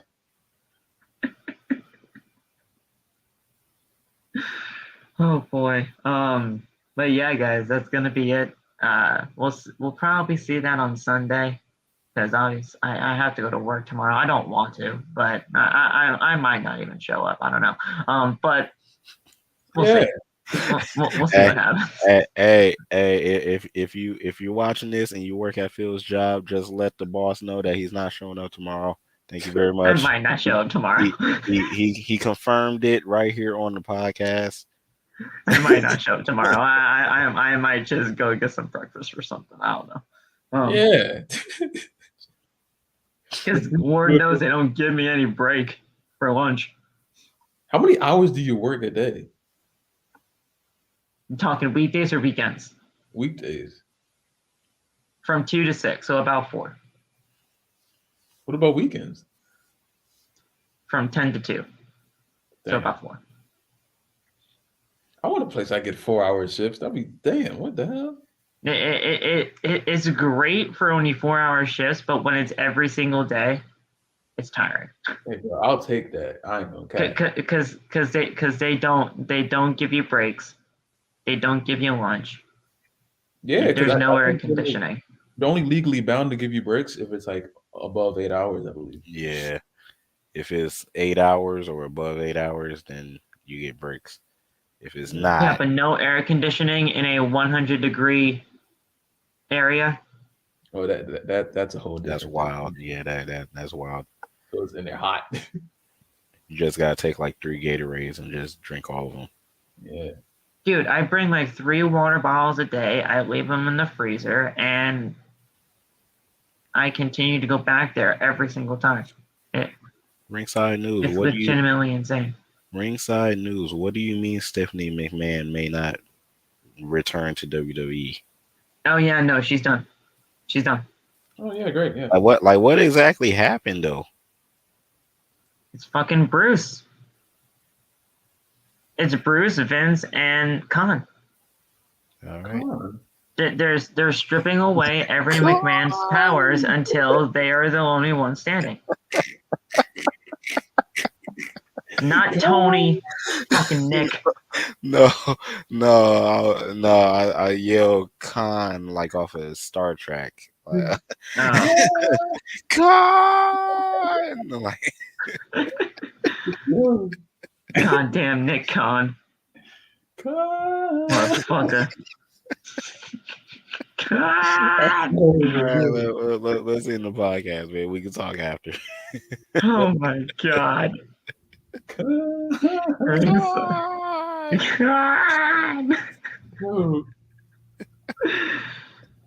Oh my fucking god. Fucking Nick Khan. Asshole.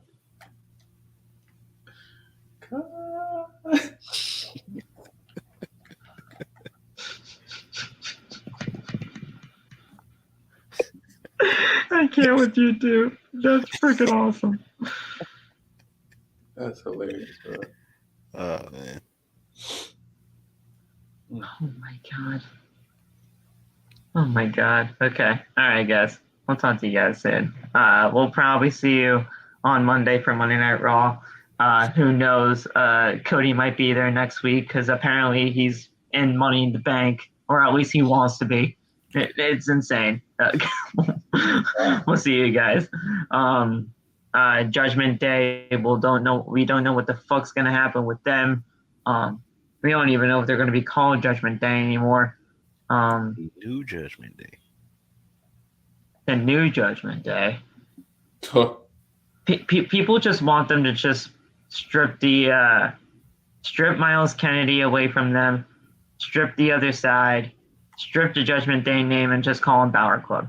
That would be fucking ridiculous. The Judgment Club. It sounds like a fucking improv group. I am not calling them the Balor Club. You are not taking Miles Kennedy away from me. If you take away the other side, I am going to lose it. Yes, take it away. Bring back. No, bring back on this day. I see. What is your issue with what is your issue with Miles Kennedy? I want to know. We're not ending this podcast until I figure out what's your issue with Miles Kennedy. I just missed one of the greatest vocalists of all time. I just missed the original song. There's not really a lot of hate towards the on the other side, but I just missed the original song. I just screaming on this day.